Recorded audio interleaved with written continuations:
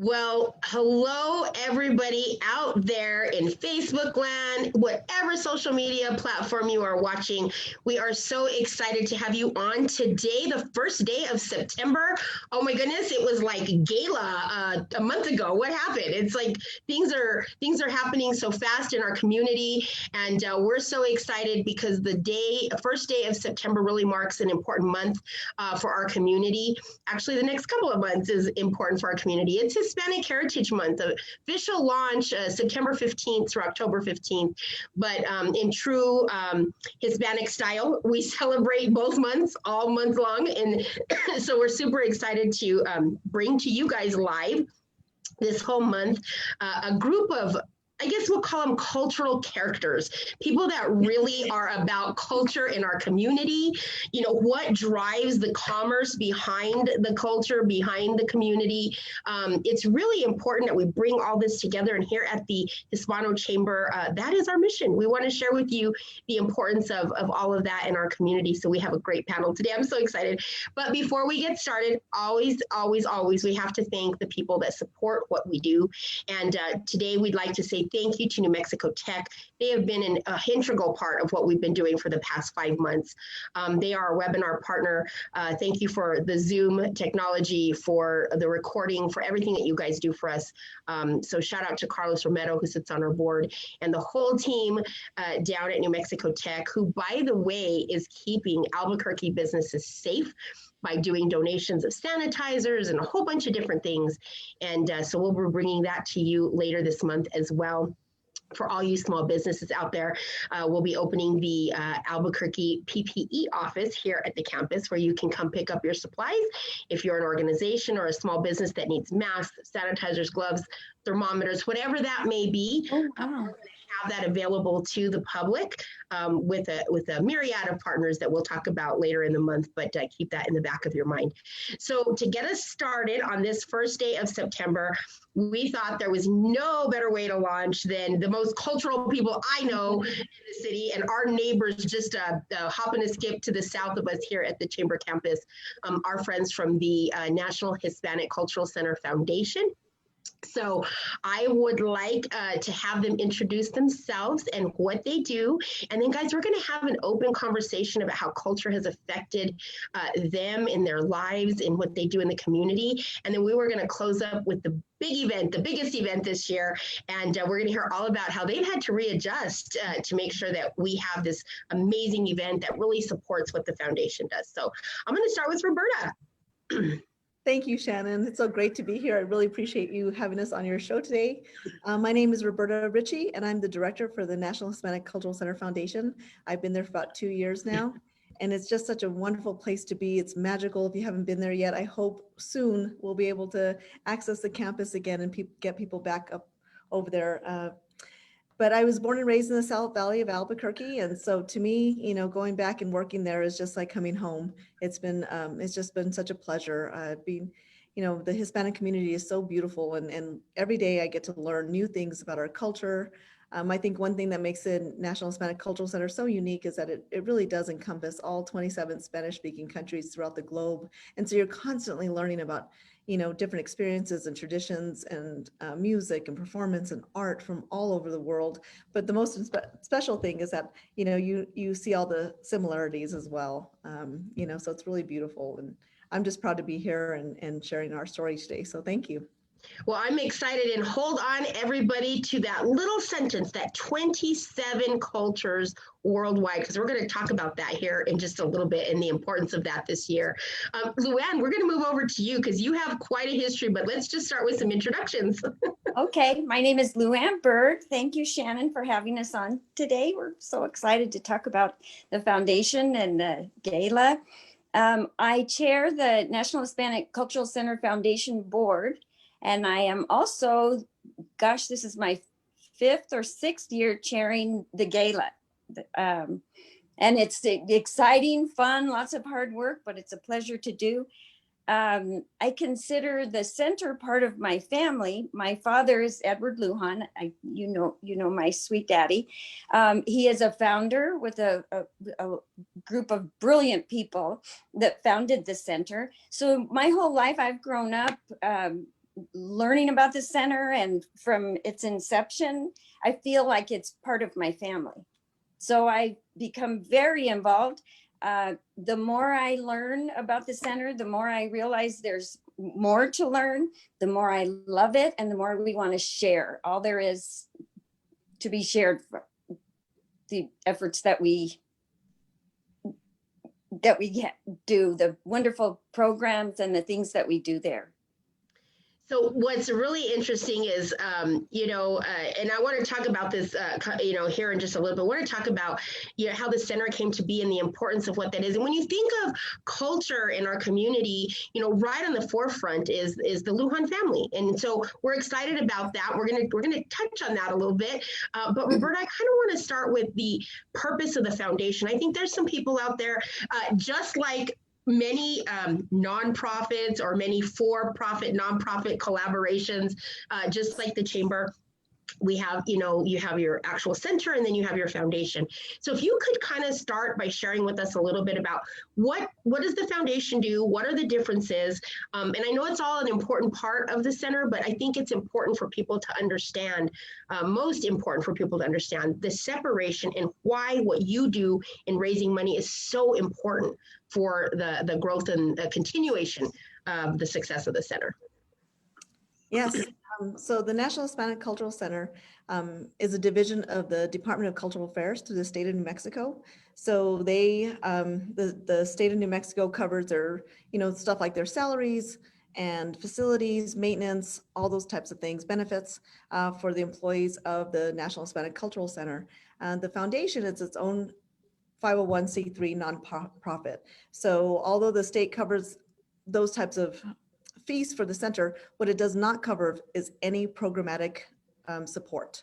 And so the foundation is here to supply that fundamental support and fundraising efforts in order for us to have, if somebody's not familiar with the center, we have a visual arts program, we have a performing arts program, we have history and literary arts program, we provide a library and a genealogy center, and we have many different collaborations with Instituto de Cervantes to offer different Spanish programs. And then we have other programs for after school where music and all these different things. And none of that is funded. So if you've ever come to the center and have enjoyed anything, it's because the foundation has worked closely with the center and with our beautiful community inside and outside of New Mexico in order to support those efforts.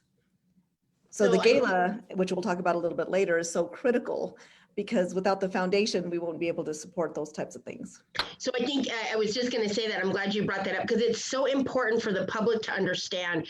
In your case, you're a little bit kind of unique, and there is a couple of other state-run agencies, if you will, that have this uniqueness where the state might take care of the salaries and that kind of stuff. But when you really need to get the word out and understand what the center does and the importance of what the center is, this money that comes from the foundation, which is through fundraising, through fundraising like Maravilla and some other initiatives they do throughout the year, is vital. Without it, they don't have the capability of showing and teaching inside our community our beautiful culture, and not just our local culture, but culture from all over the world, and keeping that really prevalent. And that's what builds us as a community. So more than ever, they need your support. And that's what is so important about today's conversation.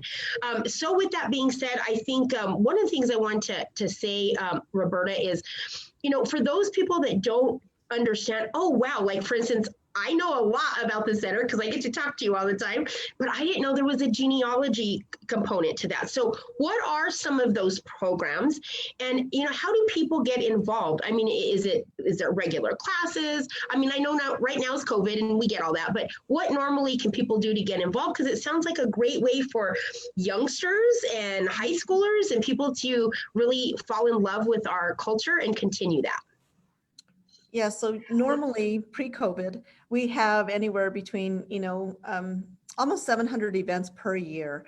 And each of the three centers that we have, so visual arts, performing arts, and history and literary arts, each of those departments have their own educational programming that are combined with either an exhibit or a performance.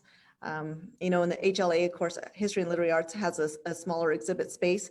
but they do writing workshops and reading workshops and poetry workshops. The History and Literary Arts has had first of its kind a Latino Book Festival and a Latinx History Festival. We partner with APS and our community, and obviously the Hispano Chamber of Commerce and others to bring those on. We have daytime performances in the theater, so that way school-age children could come in and see the performances and learn a little bit more. So it's not a full performance, it's probably like 45 minutes, but it's really a great way for students to interact with the performers, because they talk about, you know, the costuming and the dance and the music and why they're chosen. And so it's really an educational program for that. We have a happy art day hour that I really love. And I wish we need to promote that so much more. People spend, $35, $40 to go and do like a paint and wine night. But we have this really beautiful cultural paint night or art night that you can go in, and it's usually with a local artist that shares their talent with about 100 to 200 people each time we do it. It was the first Thursday of every month, and you get to make your own unique piece of art. So they tell you how to do the medium and what paints to use or what products to use, but you create your own art space with a local artist, which is so incredible. We have story time. We have just so many different things to offer. I think right now during COVID, the best way to connect with us is really to go on the Facebook page for the center side. So that would be the National Hispanic Cultural Center, or on Instagram, it's nhccnm.org. And that's the best way, because we have podcasts right now. We're trying to do virtual tours. We have some concerts for people to enjoy. So it's really just trying to connect with people in the same way.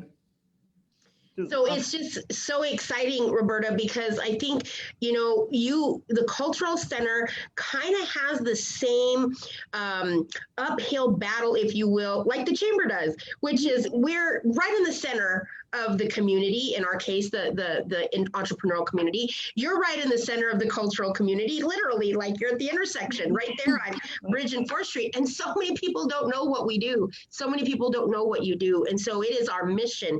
It is so important that everybody that is watching today and that will watch this piece in the future say, guys, we need to support. That could be by just going, when they reopen this, just going to visit, getting familiar with the center and what they do.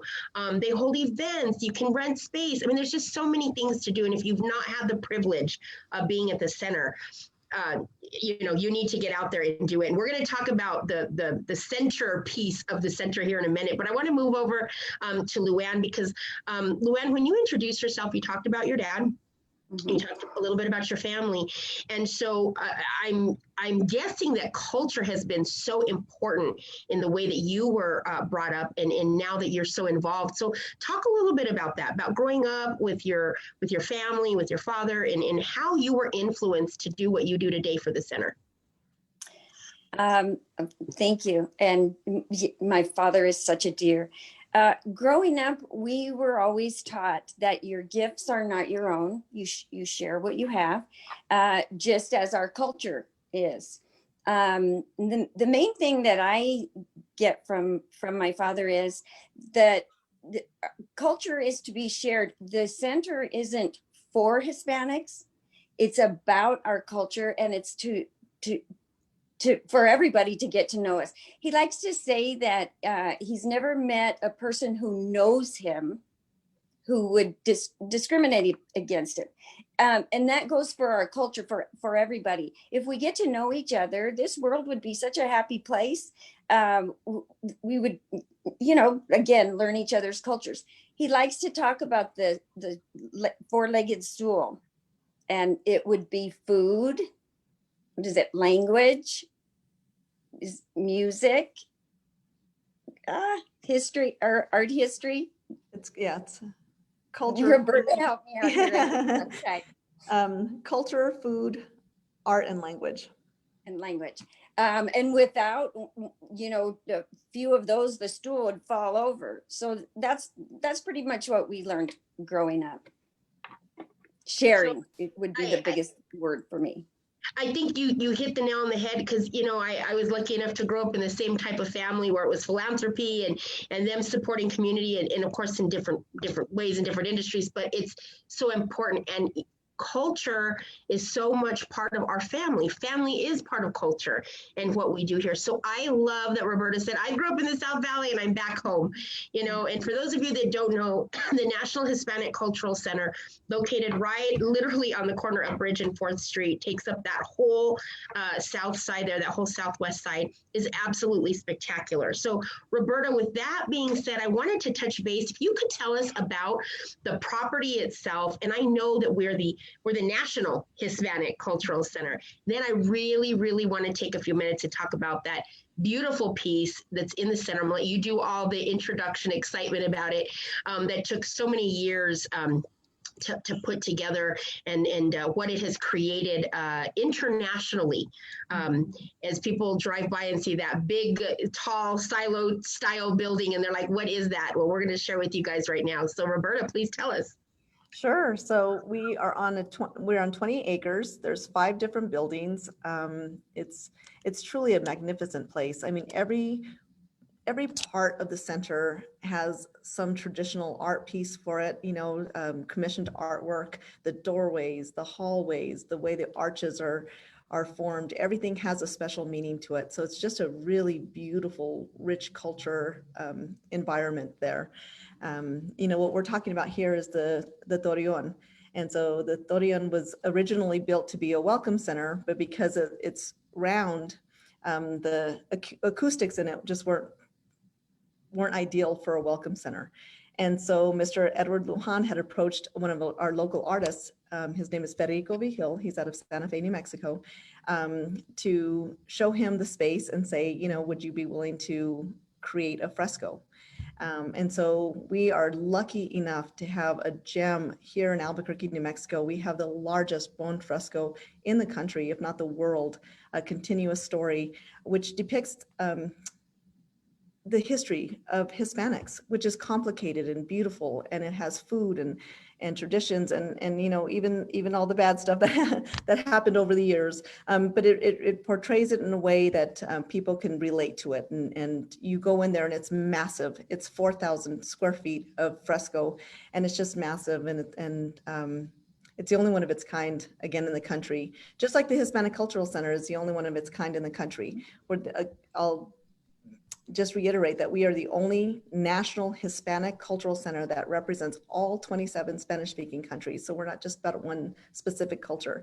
And I think one of the great things about the fresco that's been over the last couple of years is that we have worked together with, again, APS through our History and Literary Arts department to digitize the images in the fresco. And so that way that history can be told through our school systems and hopefully throughout the world pretty soon. We're using it as a pilot program and making sure that, all the images are captured, and we have some curriculum based around those images to tell our story. But I'll say over and over again, a lot of times museums have sort of a stereotype that you need to be of a certain status or maybe possibly even a certain ethnic group. But here at the National Hispanic Cultural Center, when you walk in, so many people of color can relate and see artists that look like them, that talk like them, that have traditions like them. There's this really beautiful way to relate to them. And I think that's, again, especially during these times, it's really critical that we are telling our stories in a way that people can be heard and that people can learn from. We often have exhibits that are a little controversial. Because, for instance, Quechua that we really had, it was one of the most visited. Great, by the way. It was fantastic. It was one of the most visited exhibits that we've ever had, and it was controversial. People thought, "How dare you do an exhibit about cholas?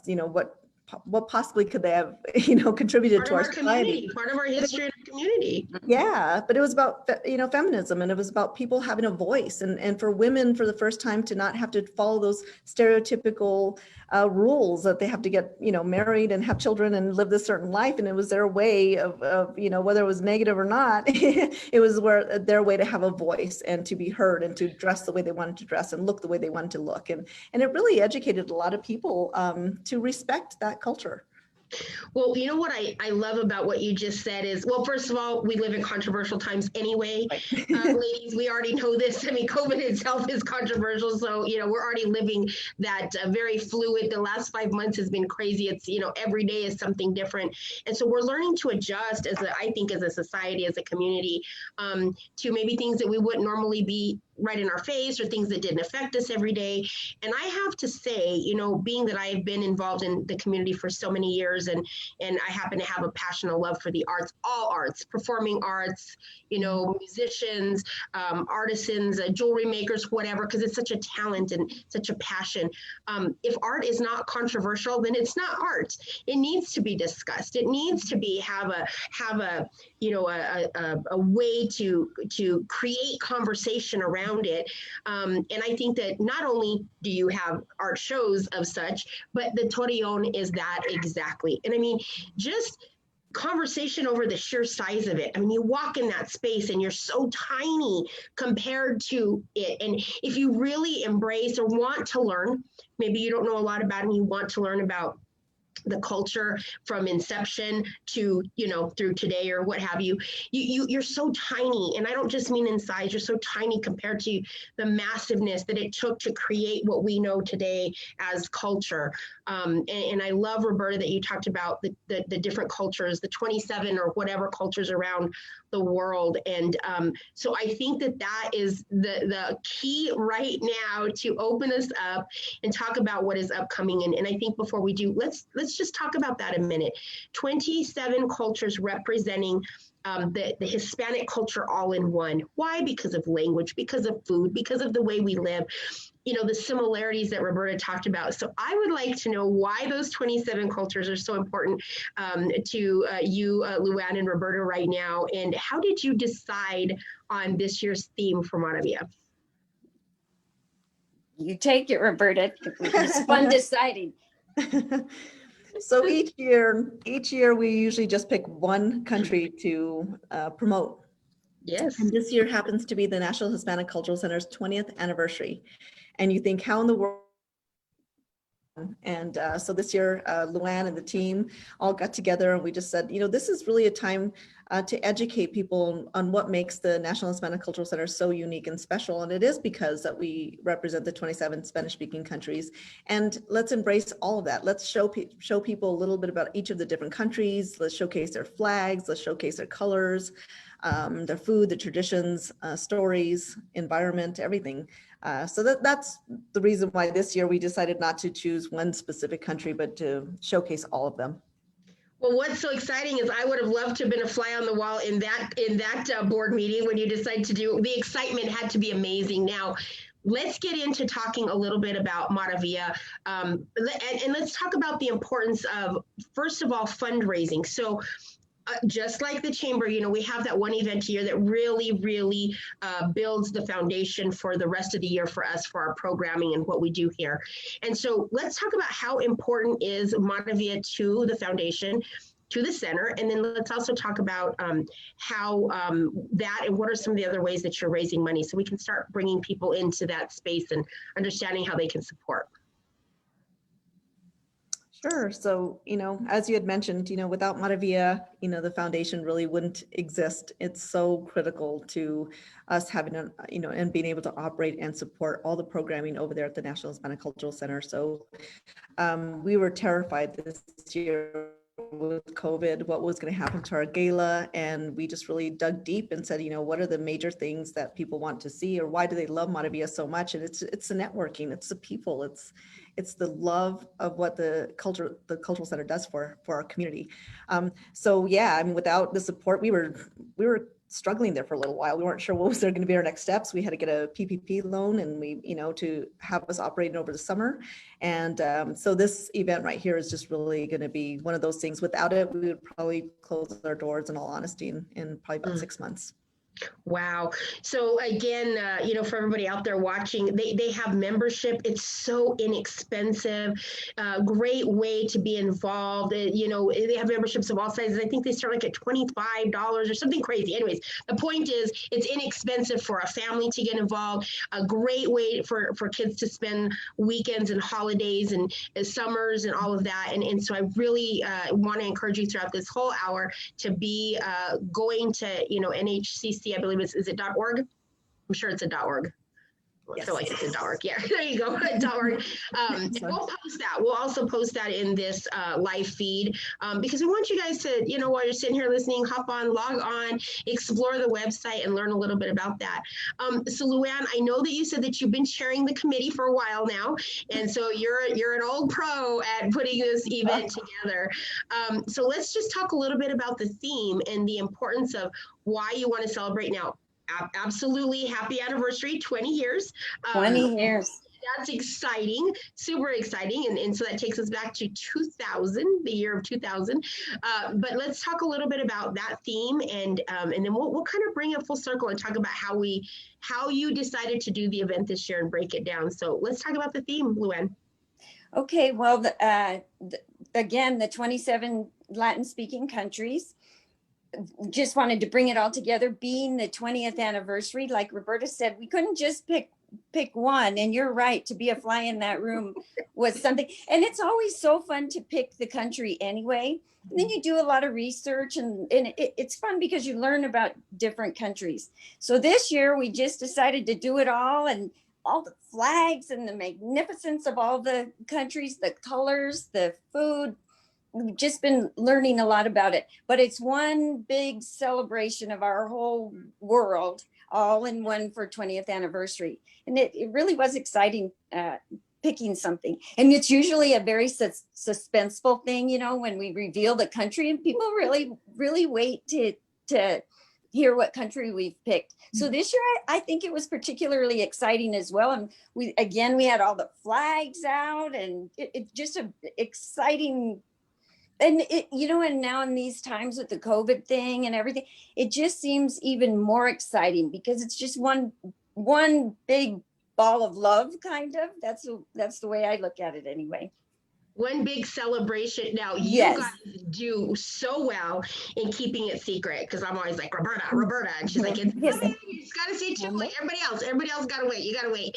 And so with that being said, you guys always do these really cool launch parties to pretty much launch like your gala season. Hey guys, here's the theme. Let's get ready. Here's the date. Here's what to expect. And so that, thank goodness, was able to happen before COVID. So let's go back to that date and then let's move forward. So let's start with that launch. By the way, I was there. Spectacular. Luann, when you said those flags, literally chills, because it's so incredible to see the young, oh, they were so adorable. The kids that were there holding the flags on the stage to introduce this year's Maravilla. So Roberta, tell us about that and the launch, and let's start talking about what to expect this year. Mm-hmm. Well, we were so blessed to have a U.S. Bank sponsor our theme reveal, and you're right. We were able to bring it back to the center and have it in our General Theater. And so we had, a really good crowd there of supporters and future supporters. And it was just really exciting because we collaborated with the National Institute of Flamenco, and they had their students coming in and bringing each of the flags onto the stage. And I think it was just really powerful. It was a powerful statement of unity and of what we represent that evening. And who would have thought? We were on such a high that after that evening, I mean, people wanted to just jump on in and sponsor and get, be a part of Maravilla. We just thought, the sky's the limit this year. And so in February, March, I was not sure if we should cancel. We had our board meeting in April, and I asked our board what direction they wanted us to go to. I mean, I have a mighty staff of 3 people, and thank God to Luann and a few others from our board. I mean, we really are a tight ship there to put on a gala like this. And so I just needed direction on how to move forward. And the board said, absolutely not. We are not going to cancel. We are going to figure this out. And our board meetings. Yeah, it's just, one of those things that said, we're not going to cancel. and at the time we're thinking, well, it's September, it's still far enough away. But as you know, it takes months. It takes months of planning. It's so detailed. It's a lot of work. And so we needed to make a decision fairly quickly on how we were going to move forward in order for us to be able to do it successfully. And so we just decided to do what everybody loves, and we're following the program. So we are literally, and I'll step back a little bit. One of the biggest challenges from moving from a live event to a virtual event was really, how do we ask our community, and I'll say this over and over again, how do we ask people to help us when they don't even know if they're going to have their doors open? We are literally the only organization that is continuing with their event for Slate Street Cafe, and Myra Gaddis, she's just incredible. And she's so grateful that we're continuing with these very small in-home dinners, of course, following all of the governor's public health orders to make sure that we are being safe and we're being good, good neighbors, good citizens, and being respectful of the pandemic that we're in right now. So Roberta, let's just to clear this up, because I think there might be some people that are watching that, first of all, may not have ever been to Montevilla, so they're not even knowing what they're missing by not attending. But we also want to see if we can drive in a little bit of new traffic this year, because if you're the type that's like, hey, a gala, I don't know, I don't have a dress, I'm not all into that. This might be a great way to get involved, because you get to do it from the comfort of your home. So let's start with that, and let's help the public understand, what does that mean? How are we having a gala in our homes? And so let's kind of start with, what are people expected to wear? How does dinner work? Let's just talk about the details, because A, we have time, and B, it is truly a phenomenon to see that you guys have been able to do this and maintain ticket sales and sponsorships. And so we're really excited, and we want to make sure the world knows how you guys have adjusted better than any group in the whole community right now. You guys are pulling off a miracle. Thank you. No pressure. So Luann, please jump in as I talk. Please jump in. So for those of you who have been to Montevilla, I'll kind of explain it. And for those of you who haven't, please come back next year and join us. When you usually come to Montevilla, you're dressed in your full formal wear, tuxedos and beautiful dresses, and we take advantage of all the different areas and spaces of the campus. So you're greeted immediately with a welcome drink and entertainment from that country of that year. And so this year we've partnered with Hollow Spirits, which is a local distillery here in Albuquerque. We're so thrilled because they came up with this fantastic welcome drink from us from Cuba. And so they're going to have like a demonstration so people can actually make the drink at home and enjoy it at home. So for those of you who just want to just enjoy an hour-long gala, you can go to Hollow Spirits, and for $35 you can buy the whole kit and make it at home and really enjoy the drink. And they'll have the recipe and the menu. Everything is going to be really fun and interactive. Then from there we have entertainment. We have a silent auction and a VIP auction and all those kind of fun things. So we can't have that in person, so now we're taking it online. We have over 100 incredible packages for our silent auction online. You can go now and view them. You can pre-register. It's like 2 clicks, and you can pre-register so you can see all the different items that we have on there. We have some really special featured items. One of the most valued, in my opinion, and Luann, why don't you talk about your dad's closet? I'll talk about this. So my father is a woodworker. He carves beautiful work. This is the second year in a row that he has collaborated with Linda Valencia Martinez. She's a riot. But he did this beautiful cross, and then she did the tin work and painted it, but it's all hand carved. It's exquisite, and it really is priceless. There's always a big fight at live auction time for his work. In the last few years that they've been crosses, absolutely beautiful. You need to go online and look at it. I'm so proud of him. Mm-hmm. Well, I'm excited, and we're going to make sure everybody that's out there, if you can't attend, I think one of the things that a lot of organizations have adjusted to is this concept of an online auction. Though they've been around forever, a lot of times, we love the excitement of the live auction. It really drives the price and the traffic, and people get excited in the moment. And so this is a new concept. They need your support. They need the help and the support of the public to bid. And maybe you have a max amount. Please, by all means, feel free to max your amount, because we hope somebody will come above you and outbid you. That's what auctions are all about. And so we would love to share that. So we'll make sure that we get that link from Roberta, and we'll make sure that it's not in just this feed, but we'll share it through our newsletter, because that is a way that you can participate and not be involved necessarily in the gala, but that you can participate in helping to raise the funds. So I'm excited to hear, I'm excited to know that you guys have changed the way that you're doing that this year. So I think that's great. So then next we have dinner, right? We come in to the space, we have a little opening. Somebody does some updating us with what's happening for the year, and then we have dinner. So how does dinner work this year? Yeah. So before I move on to dinner, I just want to let everybody know watching that the silent auction will be open on September 6th at noon through September 13th at 4 p.m. So you have a week to kind of just, look at the different items and make sure you continue to bid so you get what you want. So, so the dinners, that's where we struggled the most. I think that's where people love to be part of Matavia. They have their closest friends or coworkers, and they really get together and have a blast during dinner. So we struggled. And of course, when we first started doing this, we knew that the public health orders only allowed for 4 people at the home at the time. And then it went up to 5. And that's where we were until last week. And last week it opened it up to 10 people in your home following the public health orders from the governor. And so, all of our sponsors have been wonderful. So they can have it at their home, outside. We are providing masks, sanitizing stations. We're going to have everything, signage. We really are we're letting people know that they must follow like the outdoor protocols. So if you're going to go say hi to the next table over, you need, there's going to be maybe 5 and 5 or 6 and 4, socially distanced. Put on your mask. If you're going to go to the bathroom, put on your mask. Just be mindful that, we are in a pandemic right now. But I'll tell you what, the hosts are just so thrilled to be able to break bread and watch the gala together. It is unbelievable.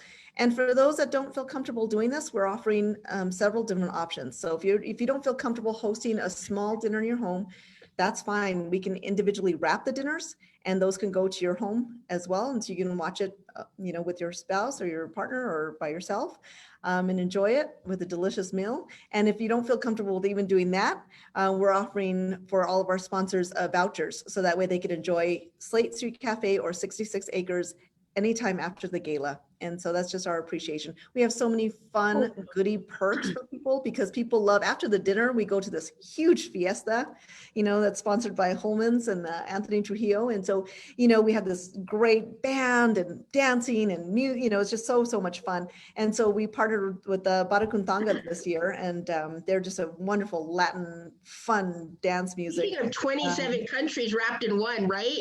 Exactly. Amazing.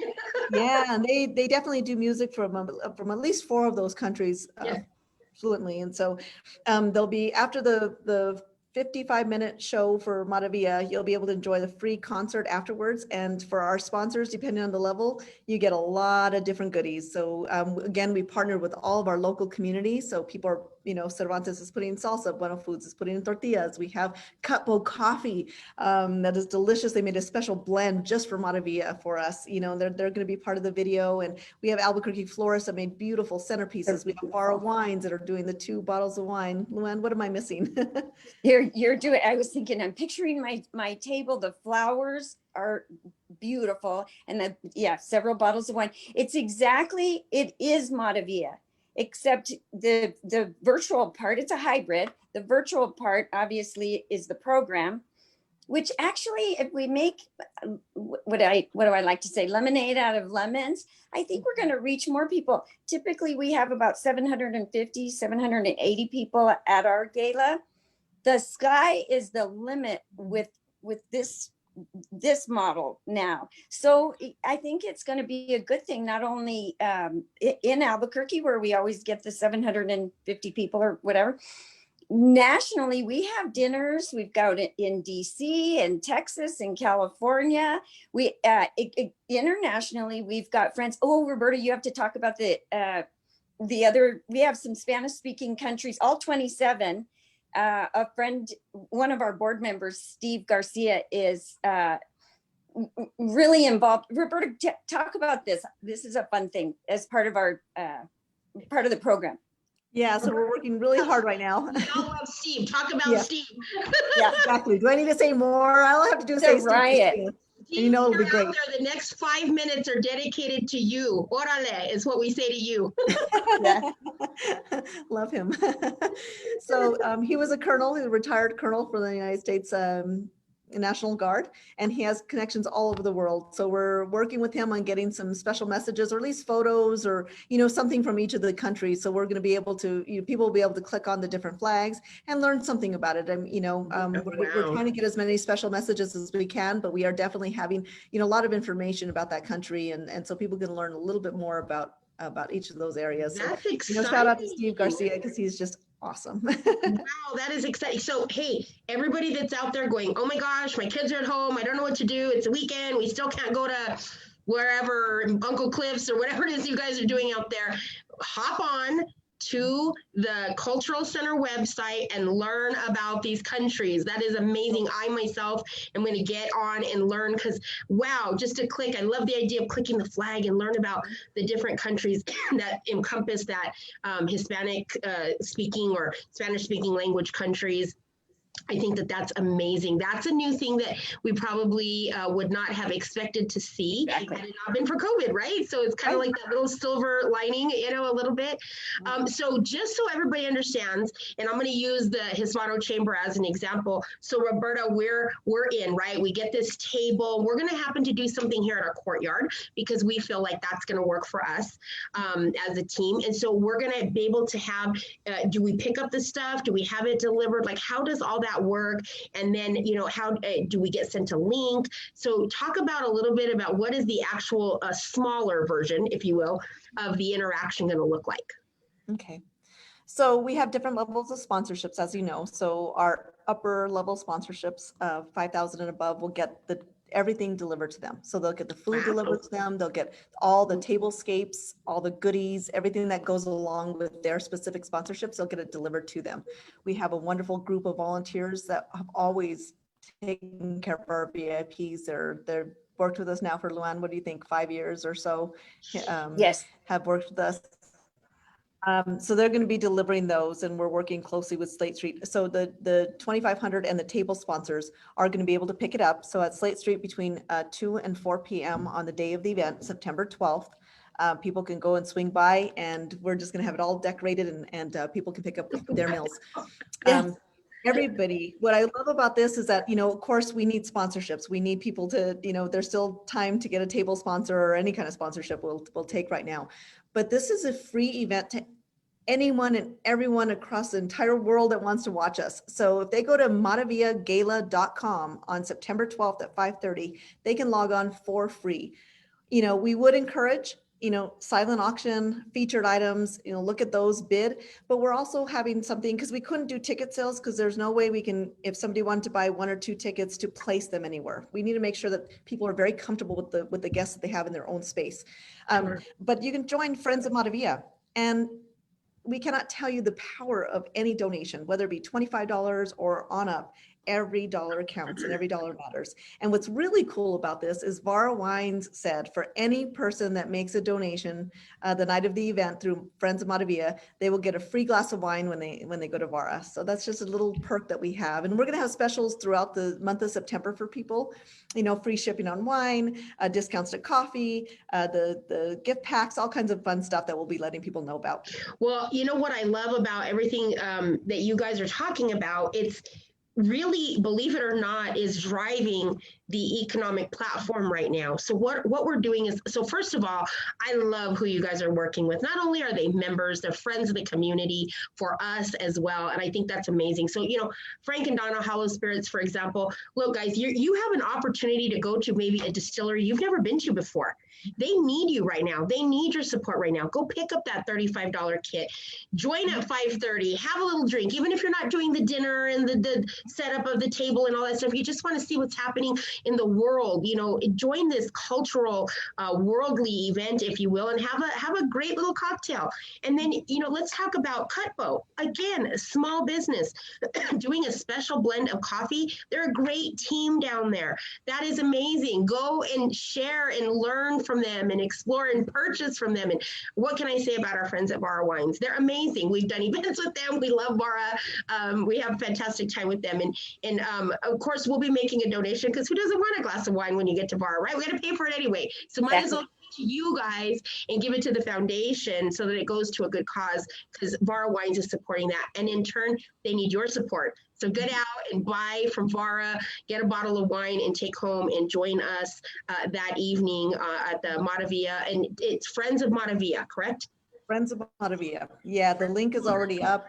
People can, donate now if they can't join us on September 12th. The link is already up, and we will definitely be able to contact all of you with the coupon codes and everything else that you'll need in order to get your free glass of wine. But it's just really, I think you hit it on the head when you said that about, us collaborating with all these different businesses. This year, we really wanted to make it, obviously we're looking for funds to support the foundation, but we're also wanting to support all of our local businesses throughout New Mexico. And it's so critical for us to do this, because we're a community. We need one another. We cannot survive on our own, and we have to help each other out. And that's why we created this kind of an event, so that way we're getting all the perks from it and people get to enjoy it, but then also driving business their way.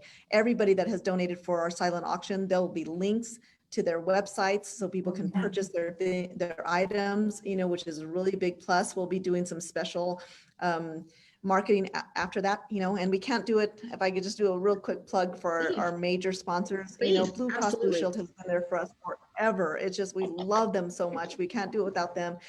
Delta Dental, Heritage Hotels, Holman's USA, US Bank, New Mexico Gas. They are all just incredible sponsors that have always been there for us. And of course, everybody else who has, whether they're, doing a Friends of Matavia right now or purchasing a table or any other sponsorship, we really honestly couldn't do it without them. So we're so, so grateful. Well, and I think, something that's really important, and, us, we're here at the Chamber, we're the Hispano, we're always going to come back to entrepreneurs, and we're always going to come back to that economic development, economic platform, because it's what we do. And I don't think that people will get it until they get it, which is without support of these local businesses, we cannot grow and make it as a community. And most important, without the support of Blue Cross Blue Shield, Delta Dental, Holman's, US Bank, and every single person that you said, I was trying to keep up with you, because we love all of them. I was trying to think of, in my mind, I was like, remember them all, but that's all I can remember right now. Yeah. But without them, without these corporate sponsors, we can't support the programs that support the community and support the small businesses. So you have to have both. You have to have the corporate sponsors who are like, we're here to help you drive. Here's a little bit of a hand out to hand up. And then at the same time, we need you, the community, the public, to get out and support the small business so we can grow. We can get back to what we know, what we were used to 4, 5, 6 months ago, in hopes that we can, hopefully one day hug everybody again and say COVID's the king of the past, and we can get back to business as usual, because we want Matavia to be in person next year. We want to dance with everybody at the after party, and we want to see that exciting live auction when Anthony's fighting with everybody for the Edward Lujan crosses. We're going to miss that a little bit this year, but I think what you guys have done is spectacular. You've made it happen, Roberta and Luann and team. You guys have made it happen. I mean, it's we cringe at the thought of a virtual event for Gala, because it's not what we are standardly used to. So bravo to you ladies for saying, you know what, this is bigger than us. We do need to raise money, but it's still bigger than us, and we need to support the community that wants to have Maravilla. So I think it's exciting. So as we start to wrap up the hour, I wanted to say, talk to us a little bit about the website. Where do we go, and what are the things on the website that we need to know about? Is there a phone number? So let's talk a little bit about contact info. Great. So everything will be hosted on maravillagala.com. You can go now. You can kind of check out the sponsorship opportunities. There's Friends of Maravilla link. The silent auction again is already up there. We do have the flags. The information won't be available until Maravilla for the different countries. But you could already start seeing there's so much information on our website. So maravillagala.com is where you go for everything. If you're looking for a sponsorship or a table or anything, you could always contact me. My direct line is 505-269-7745. And Shannon can go ahead and put my email address up on the web as well. So I'm willing to answer any questions that you may have, but that's, and again, I'll just shout out, my staff has been incredible. They've been working way too many hours. I appreciate it. Tell us about your staff, Roberta, real quick. Go ahead. So shout out the world. Shout out your two other staff members. I know they've been working tirelessly. So I have Melissa Armijo, who's our office manager, who's putting the whole entire silent auction on. I mean, she has great volunteers from the center and from the community, but she's been doing. You go, girl. Yeah, she's an awesome rock star. And then we have Larry Espinosa, who's our development and membership manager, and he's been doing all of our social media. So if you haven't found, find us on social media, find us on Facebook, follow us. We're showcasing all the different countries as we speak. Lots of information is going to be shared through Facebook. So please follow us on Facebook. And he's doing a lot of, just research and help in every way that he can. So he's doing such a great job because it's coming to my social media and I'm getting the text to please share and do this. So I think that is the main focus of today. You guys, look, you don't always get the opportunity to go to Maravilla for free. You don't get the opportunity of the experience. You can, like I said, go pick up a bottle of wine, hit Vara, go pick up some spirits from Hello Spirits and sit down at 5:30 on September 12th with the family, with the date, with your spouse, whatever it is, and just spend an hour with the Friends of Maravilla and see how important the work is that the foundation does in the community, because it supports what we do in the community. It supports our culture, keeping culture alive. It supports our as we say here, Cultura y Herencia. It's important that we share that and that becomes part of the next generation, right? Because who's going to make the bizcochitos and light the luminarias if we're not sharing, And that's not get started on red and green chili. I mean, these are things that are so important to who we are and how we build our community. So we need your support more than ever. The foundation needs you. So please get out and support. And we're going to be continuing through the 12th to talk about. Don't forget to get on and bid on the auction, and don't forget friendsofmaravilla.com, because we think now that is open and free to the world to share, that needs to get out everywhere. So we'll do our part here, Roberta and Luann, to share it the best that we can. So really excited. So I want to say, in closing, thank you guys so much. It's always a pleasure. I am so lucky to be in the community and work with you guys, and so blessed to have Roberta on speed dial all hours of the day and night. And and we're so lucky to have conversations that need to take place. Sometimes those hard things to talk about. And one of them lately has been culture. And so it's just been a real blessing to work with these ladies and be able to say that no matter what, our history is who we are. Our culture is who we are, whether we like it, don't like it, whether we agree or don't agree. The point is, it is what it is because it happened and we're here today. So we want to support that. And we want to support the foundation and everything that they do. So in closing, I'd like to say thank you so much to Luann, not just Luann, but your entire family. By the way, Mr. Sitabaka and family here at the chamber, he says to give you a really hard time. He's like, give Luann a hard time. Yeah. But I know give it to him back.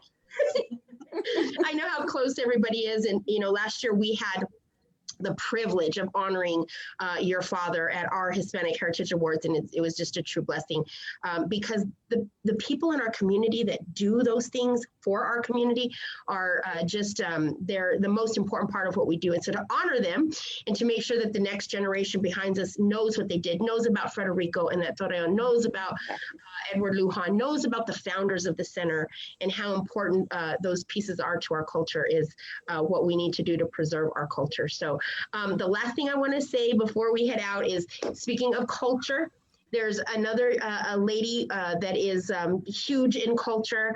She's one of the co-chairs of the Hispanic Heritage Committee. That's Miss Jennifer Gomez Chavez, Dr.